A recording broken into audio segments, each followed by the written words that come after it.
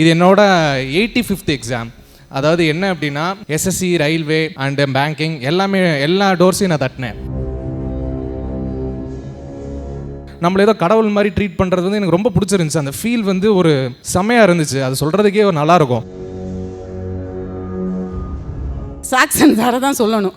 அவர் video பார்த்த உடனே என் பையன் இன்ட்ரெஸ்ட்டாக பார்க்க ஆரம்பிக்கும் போதே ஒரு இன்ட்ரெஸ்ட் வந்துருச்சு. பையனும் 60-70 எக்ஸாம் எழுதி ஃபெயில் ஆகிறது.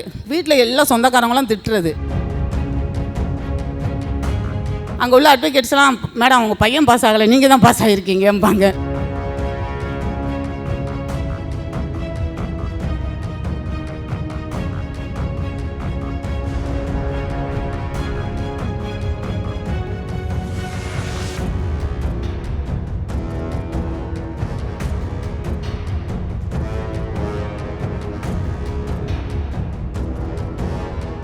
என் பேர் விக்னேஷ்குமார். கரண்ட்லி இப்போ ஆர்ஆர்பி கிளர்க்காக நான் ஒரு ஜாயின் பண்ணி 8 months ஆச்சு. ஸோ ஃபஸ்ட்டு நான் தேங்க் பண்ணணும் அப்படின்னா எஃப்எஃப்எல் நம்ம சதீஷ் சார் தான் தேங்க் பண்ணணும். என்ன அப்படின்னா இது என்னோட 85th எக்ஸாம். அதாவது என்ன அப்படின்னா எஸ்எஸ்சி, ரயில்வே அண்டு பேங்கிங் எல்லா டோர்ஸையும் நான் தட்டினேன். ஸோ எஸ்எஸ்சியில் வந்து பாஸ் பண்ணி எனக்கு கல்கத்தாவில் வந்து போஸ்டிங் வந்துச்சு சிஹெச்எஸ்எல் இதில். ஸோ நான் அதில் ஜாயின் பண்ணலை. ஆர்ஆர்பிலே வந்தனால இதில் ஜாயின் பண்ணிட்டேன். ஸோ ரயில்வேல வந்து அதே மாதிரி என்டிபிசி, குரூப் டி இதுக்கு தான் போய் ஃபிசிக்கல் டெஸ்ட்டில் போய் இந்த மாதிரி என்னடா எதுவுமே வரல அப்படிங்கிறப்ப தான் எனக்கு ஆர்ஆர்பி கிளர்க்கு கிடச்சிச்சு. ஸோ அதில் வந்து நான் 8 months ஒர்க் பண்ணிக்கிட்டு இருந்தேன். அதுக்கப்புறம் இந்த எக்ஸாம் நான் பெருசாக எழுதலை. ஸோ அப்போ என்ன ஆச்சு அப்படின்னா என்னோடய பிரான்ச் மேனேஜர் அண்டு ஆஃபீஸர் வந்து பார்த்தீங்கன்னா ரொம்ப வந்து ஃப்ரெண்ட்லி. ஸோ நீ படிங்க சார், நீங்கள் எழுதுங்க, எக்ஸாம் எழுதுங்க, ஏன்னா உங்களுக்கு பொட்டன்ஷியல் இருக்குது, நீங்கள் ட்ரை பண்ணலாம் அப்படின்னு சொல்லி நிறைய மோட்டிவேட் பண்ணிகிட்டே இருப்பாங்க. ஏன் அப்படின்னா ஒரு பிரான்ச்சுக்கு வந்து ஒரு கஸ்டமர் வராரு அப்படின்னா, நான் ரூரலில் இருந்தனால அந்த ஃபீலை வந்து நான் நல்லா இது பண்ண முடிஞ்சிச்சு. ஏன்னா வந்து அவங்களோட மணி தான் நம்மக்கிட்ட எடுக்க வருவாங்க. பட் ஆனால் வந்து பார்த்தோம் அப்படின்னா நம்மள ஏதோ கடவுள் மாதிரி ட்ரீட் பண்ணுறது வந்து எனக்கு ரொம்ப பிடிச்சிருந்துச்சு. அந்த ஃபீல் வந்து ஒரு செமையாக இருந்துச்சு. அது சொல்கிறதுக்கே ஒரு நல்லாயிருக்கும். ஸோ அப்போ வந்து பிரான்ச் மேனேஜர் எங்கள் சாரை பார்க்குறப்ப அவர் கஸ்டமரை டீல் பண்ணுறது இதெல்லாம் எனக்கு ரொம்ப பிடிச்சிருந்துச்சு. எப்படி வந்து அட்ராக்ட் பண்ணி பேசுகிறாப்புல எல்லாமே நல்லாயிருக்கும். ஸோ அவரை வச்சுட்டு சரி ஓகே நம்ம ஒரு ட்ரை பண்ணுவோம் அப்படின்னு சொல்லிட்டு ஆர்ஆர்பி பிஓ வந்து இன்டர்வியூ வர போனேன். பட் ஆனால் I last within 1 marks. So சரி ஓகே ஆர்ஆர்பி பிஓ நம்ம பேங்க்கே வரல, so IBPS PO just try பண்ணுவோம் அப்படின்னு சொல்லி ட்ரை பண்ணப்போ தான் சுத்தமாக ஐபிபிஎஸ் பிஓக்கு நான் படிக்கவே இல்லை. சும்மா நம்ம ஆல்ரெடி நம்ம நாலேஜ் இருக்குது, அதை வச்சு எழுதி பார்ப்போம் அப்படின்னு சொல்லி ஜஸ்ட் ஒரு ட்ரை பண்ணுவோம் அப்படின்னு சொல்லி எழுதினப்போ தான் ஜஸ்ட்டு அதுவாக கிளியர் ஆச்சு, மெயின்ஸ் கிளியர் ஆச்சு, இன்டர்வியூ கிளியர் ஆகி போஸ்டிங் வந்துருச்சு. ஸோ எங்கள் மேனேஜர் போய் சொன்னேன், சார் இந்த மாதிரி எனக்கு கனரா பேங்க்கில் கிடச்சிருக்கு அப்படி சொன்னேன். டக்குன்னு எந்திரிச்சு கட்டி பிடிச்சி சூப்பர் சார் அப்படின்னு சொன்னாப்புல. ஸோ அந்த ஒரு ஃபீல் வந்து எனக்கு கொடுத்தது வந்து ஐபிஎஸ் பிஓ தான். ஸோ அதுக்கு ஃபஸ்ட்டு காரணமே நம்ம feel free to learn sir தான். ஏன்னா அவரோட நோட்ஸ் வந்து இன்னும் என்கிட்ட இருக்குது. ஸ்டார்டிங்லேருந்து இப்போ வரைக்கும் எழுதி வச்சு அதை தான் நான் கடைசி வரை படிச்சுக்கிட்டு இருந்தேன். ஸோ அது ஒரு இது. அண்டு ஆகாஷ் ஜாதவ் சார் வந்து ரொம்ப தேங்க் பண்ணணும். என்ன அப்படின்னா நான் நிறைய எக்ஸாம் எழுதிக்கிட்டு இருக்கனால எக்ஸாம் டேட் எல்லாம் எப்போ வருதுன்னு எனக்கு தெரியாது. ஸோ கவர்மெண்ட்டுக்கு தெரியற முன்னாடி இவருக்கு எப்படி தெரியுது அப்படிங்கிற மாதிரி ஒரு இதாக இருக்கும். ஸோ அதனால் வந்து அவருக்கு நம்ம தேங்க் பண்ணணும்னு இந்த இடத்துல ஆசைப்பட்றேன். அண்டு மோஸ்ட் இம்பார்ட்டன்ட் என்னோட பேரண்ட்ஸ். அவங்க வந்து நல்லா சப்போர்ட் பண்ணாங்க. அதே மாதிரி என்னோட பெரிய மோட்டிவேட்டரே எங்கள் அம்மா தான். ஸோ அவங்க வந்து டிஎன்பிசி நிறைய எக்ஸாம் எழுதியிருக்காங்க. ஸோ அது வந்து கிளியர் பண்ணலை. பட் இருந்தாலும் அவங்க தான் சொல்லுவாங்க, சரி நான் ஸ்டார்ட் பண்ணி வச்சிட்டேன், நீ முடிச்சு வச்சிரு அப்படிங்கிற மாதிரி சொல்லி செமையாக மோட்டிவேட் பண்ணுவாங்க. அண்டு கைட்லி டீமில் வந்து ஹானஸ்ராஜ் சார்னு ஒருத்தர் ஒர்க் பண்ணார் போது, அவரை நான் ரொம்ப தேங்க் பண்ணணும். என்ன அப்படின்னா ஒரு நல்ல ஞாபகம் 2022 ஐபிபிஎஸ் பிஓ அப்போ தான் வந்து அவரை மீட் பண்ணுறேன். ஒரு 4 பேர் செட்டாக வந்து எக்ஸாம் எழுத போனோம்.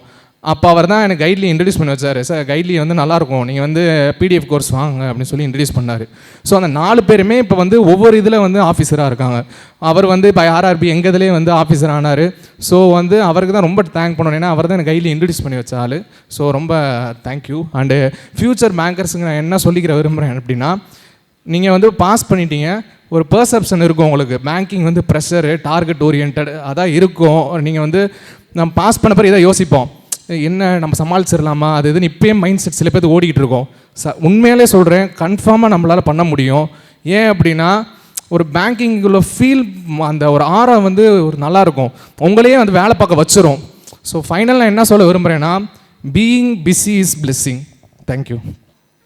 என் பையன் பேங்க்கில் வேலை கிடைச்சது வந்து எனக்கு கிடைச்ச மாதிரி. ஏன்னா நான் வந்து 92ல் பிகாம் முடிக்கும் போது பேங்க் வேலைக்கு போகணுங்கிறது ஒரு ஆசை. ஏன்னா நம்ம பேங்க்கில் போய் சல்லான் ஃபில்லப் பண்ண கூட தெரியாது. அவங்ககிட்ட போய் அப்படியே பணிவாக போய் நிற்போம். அப்போ அவங்கள பார்க்கும்போது ஏதோ கடவுள் மாதிரி தெரியும். சார் நம்மளும் ஒரு பேங்க்கில் வேலைக்கு போனேன் என்னன்னு. ஃபஸ்ட்டு டைம் ஒரு பரீட்சை எழுதுனேன், பேங்க் எக்ஸாமு. என்னன்னே தெரியாது. அப்போ ஒரு ரீசனிங் புக்கு, அது இப்போ தான் ரீசனிங் புக்குன்னு தெரியும். அப்போ ஒரு புக்கை கொடுத்துட்டாங்க, இதை படித்தா நீ பாஸ் ஆகலாம்னு. நான் உடனே பார்த்தேன். அதை பார்த்தோன்னா படங்கள்லாம் வித்தியாசமாக இருக்குது, ஈஸியாக கண்டுபிடிச்சிடலாம், ஆஹா அப்போ நம்ம பாஸ் ஆகிடலாம் அப்படிங்கிற ஒரு மைண்டு.